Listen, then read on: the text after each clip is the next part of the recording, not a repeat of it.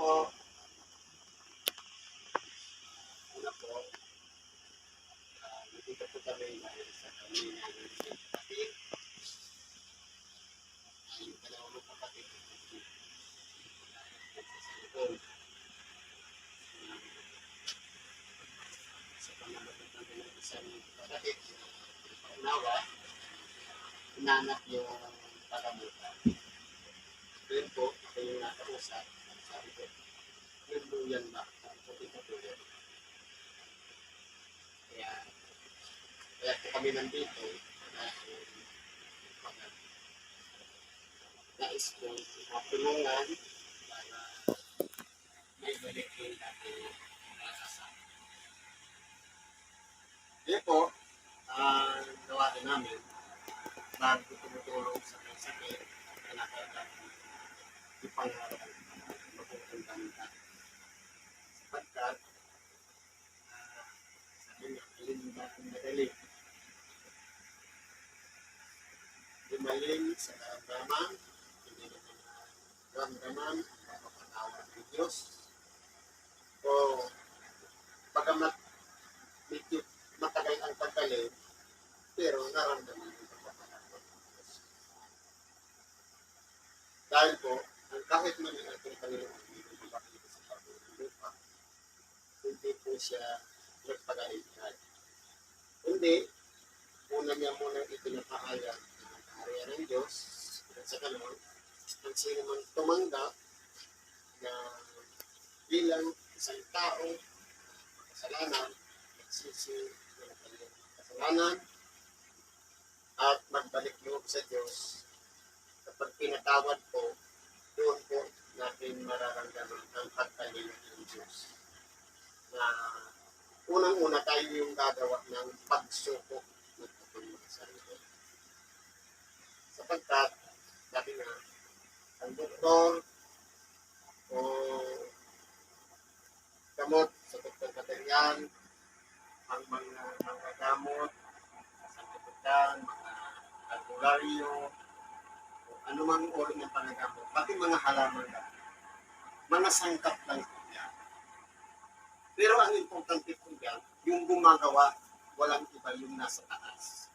Ang Diyos na siyang nakakaalam, na siya ang pinaka-author. Siya ang gumawa o nagplano kung paano ang magiging kalagayan ng katawan ng tao.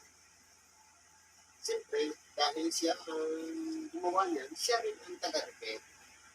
Siya rin ang tagapagpagaling.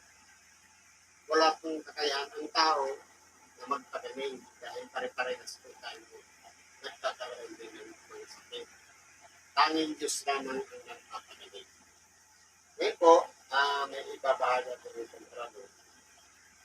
Ayon po sa Ebanghelyo ni San Mateo, sa 3 versikulo 1 hanggang 8. Iugnay ko lang po sa nangyari. Tayo po rito. At tumulan siya sa isang taon at tumawid at tumating sa kanyang sariling bayan. At narito, dinala nila sa kanya ng isang gunto na nakahiga sa isang higaan.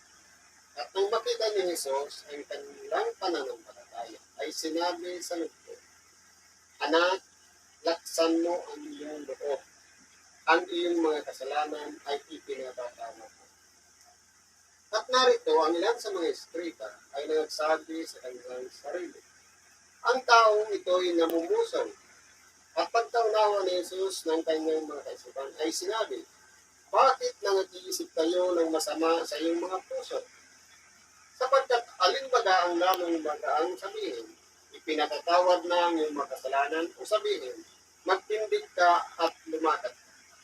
Tatakwat upang malaman ninyo na ang anak ng tao may kapamahalaan sa lupa na magpatawad ng mga kasalanan." Sinabi nga niya sa lumpo, "Magtindig ka, buhatin mo ang iyong higaan, umuwi ka sa iyong bahay." At nagtindig siya, umuwi sa kanyang bahay. Ngayon po, kung mapapansin po natin dito, sa sitas na ito, ang ating dakilang Panginoon, mas pinahahalagahan po niya na patawarin ang isang taong nagkasala. Kung titingnan natin, ito'y isang lumpo. Pwedeng by accident, o kaya mula pa nung isilang, siya lumpo na, kung talagang dahil sa kakulangan ng sangkap sa katawan at siya'y naging lumpo. Kung pag-aaralan po natin, ang isang lumpo ay isang may sakit o may karamdaman na nangangailangan ng tulong. Sa atin po mga tao, kapag may karamdaman, nakapokus tayo sa pagpapagaling.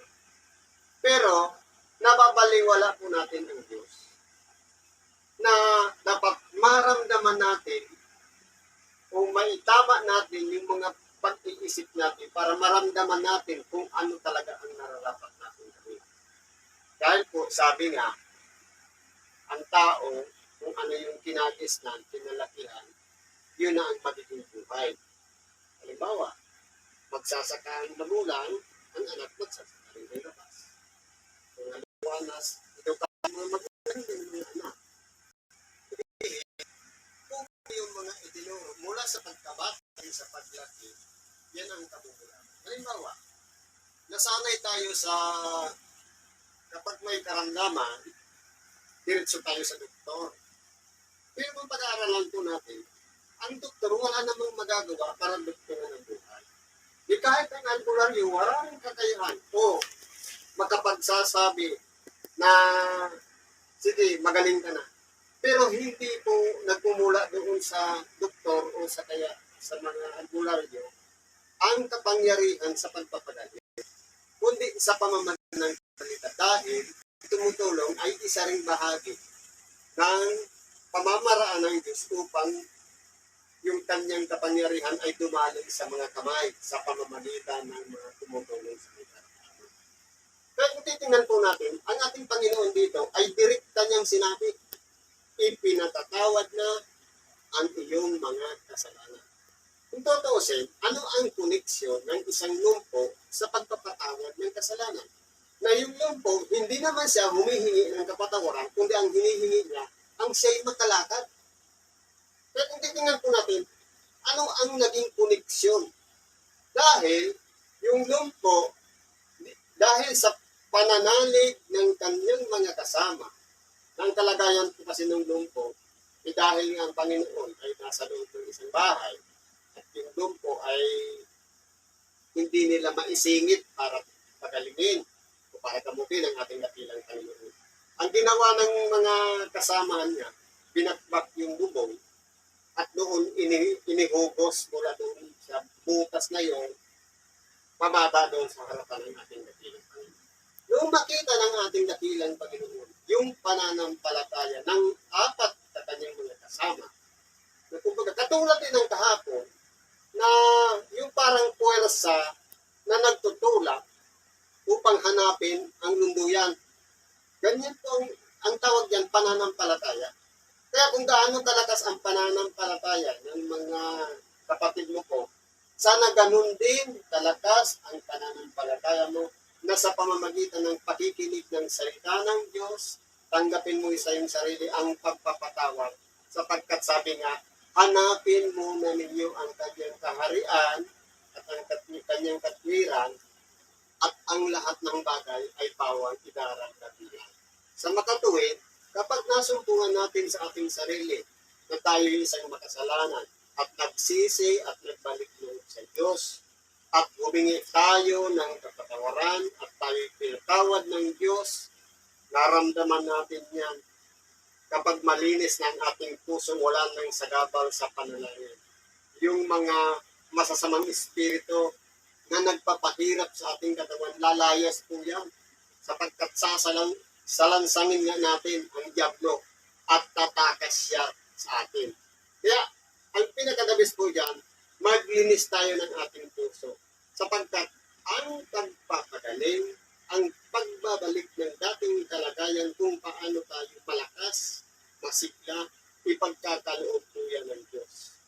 Ibig sabihin, ang koneksyon po ng pagpapatawad ng Diyos, una po ginagawa para maramdaman ng isang tao na may karamdaman ang pagkahabag ng Diyos at yung pagpapagaling madali na lang po. Kami po, mga bahagi lamang ng pamamaraan o kasangkapan na kung hindi kami suguin, kung hindi kami gamitin ng kapangyarihan ng Diyos, hindi po kami gagalaw. Sa makatuwid tanging Diyos ang gumagawa sa pamamagitan ng aming sa harap ng inyo para yung biyaya ng Diyos sa pamamagitan ng pananalig ng iyong mahal sa buhay man o anak ay mas nating nila sa Diyos yung kanilang mga kahilingan. At sa pamamagitan po yan, kami naman ay sinito para yung kapangyarihan ng Diyos ay tumama sa bawat isa sa atin. Nang sa ganun, ang hiningi natin na makabalik tayo sa dating kalagayan na masigla, tumalab, hindi na mga wala ng karamdaman ay ipagkaloob ng Diyos. Ang una po talaga, ang paghihingi ng tawad. Lamang dahil nga, sabi ko kanina, nakagis na natin na kapag may karamdaman, doktor agad. Eh, pwede naman pala sa mamaraan ng pagtulong. Isa doktor, kapag walang pera, ito po yung tindin yan. Pero, kapag may pera, gusto sa alas 4 ang pagtulong. Ang tanong, ano ba ang ginagawa? Yung sakit o yung laman ng bulsa na kasi. Kaya, ngayon po, nandito na tayo para ihayag ang kapangyarihan ng Diyos sa pamamagitan ng pagtulong kay Brad na generoso Bagyola sa pangalan nawa ng ating dakilang Panginoon, ipagkaloob nawa ang kagagawa. Kaya po sa oras na ito, ipinagkakatiwala natin sa Panginoon Diyos, sa pangalan ni Jesus, ang lahat ng bagay ng sa ganun, ang biyaya o kapangyarihan ng Diyos, ipamalas sa ating kapatid na may karamdaman. At tayo naman po ay nandito, sama-sama tayong tutulong. Unang-una, panalangin kanina, awitin, at ganoon din ang paglalahad ng Ebanghelyo para kung sakali may yung dalawa mong kapatid ay malakas ang pananalig, ganoon din yung isa mong anak na kasama kahapon. At sa pamamagitan mo ng Brad, palakasin mo ang pananalig mo. Huwag mong isipin ano pa yung sikta ito, anong relihiyon ito, baliwala po yan sapagkat ang pangangaral ng salita ng Diyos ay wala pong sikta o relihiyon, kundi ito'y kalooban ng Diyos na ang Ebanghelyo ay may pangaral sa lahat ng kinatay. Siguro yan lang muna yung may babagi natin sa oras na ito. Salamat sis sa pagtanggap, biyaya at pagpapala sumagana sa bawat isa at kapayapaan sa bahay sa ngalan ni Kristo Jesus. Salamat po. Magsabi siya.